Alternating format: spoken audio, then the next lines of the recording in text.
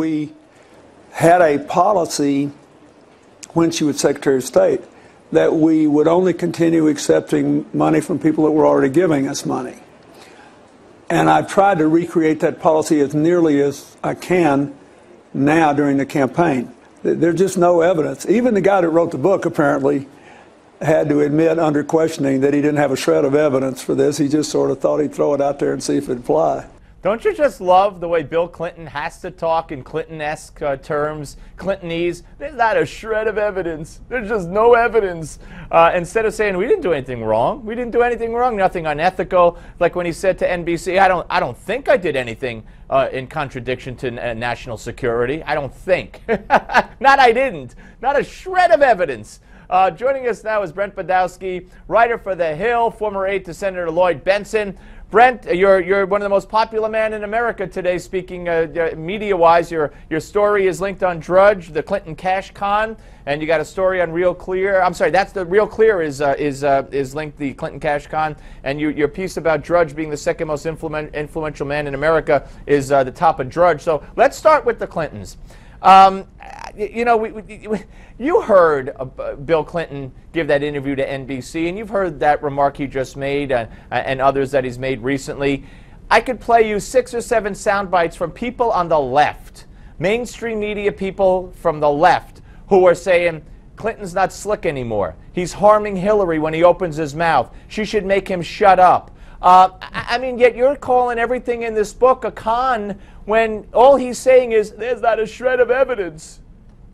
Well, I'll tell you, one of the things that worries me about Bill Clinton's statement is it makes me worry he might have read my last column, where I actually quoted from the Savannah Guthrie interview on the Today Show, when she asked Schweitzer, and he said, well, I haven't proven it, but we need yet another investigation to do it, which I thought was kind of a lame answer. I also think what President Clinton said was not the answer I would have recommended.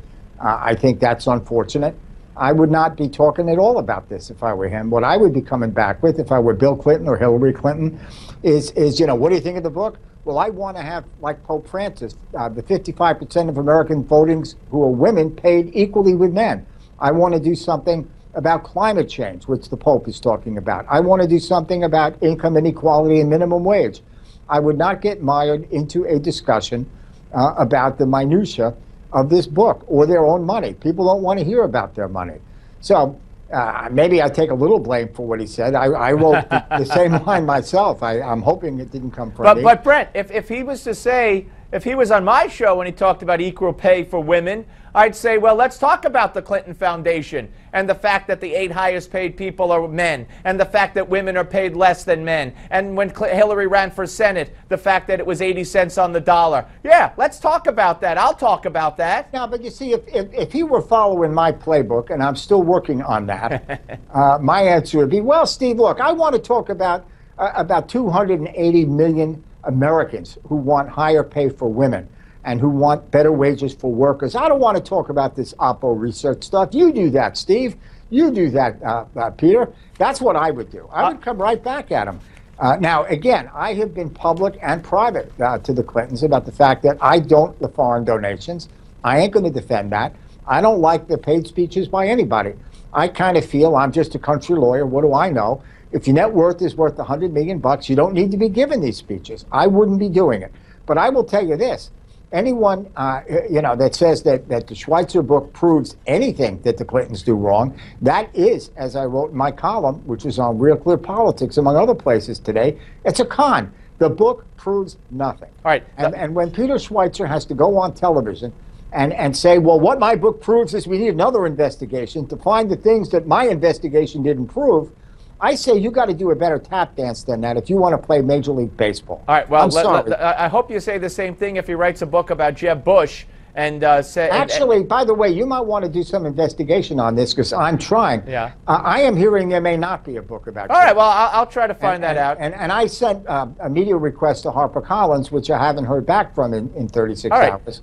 All right, let me, by the way, we should point out that today's labor statistics show that a record number, 56,167,000 women not in the labor force. The labor participation rate for women matches a 27-year low. So I can't wait to hear how Hillary's going to separate herself from Obama's economic policies, which are stifling women's economic growth and job chances. But aside from that, let me go back to... wait a minute. I want to answer that one, aside from that. Well, what Hillary's going to say is, I ain't going to be the third Obama term. I'm going to be the third Clinton term moving into the future, and that what they had 30 million plus record jobs created under Bill Clinton. Well, then she's going to have to come up with another internet. The budget was not only balanced, but it was in surplus. Brent, but then she's going to have to work with Republicans and capitulate the way Bill did to the Congress, which was Republican, and drag them kicking and screaming for the balanced budget and welfare reform. But she's also going to have to invent another internet.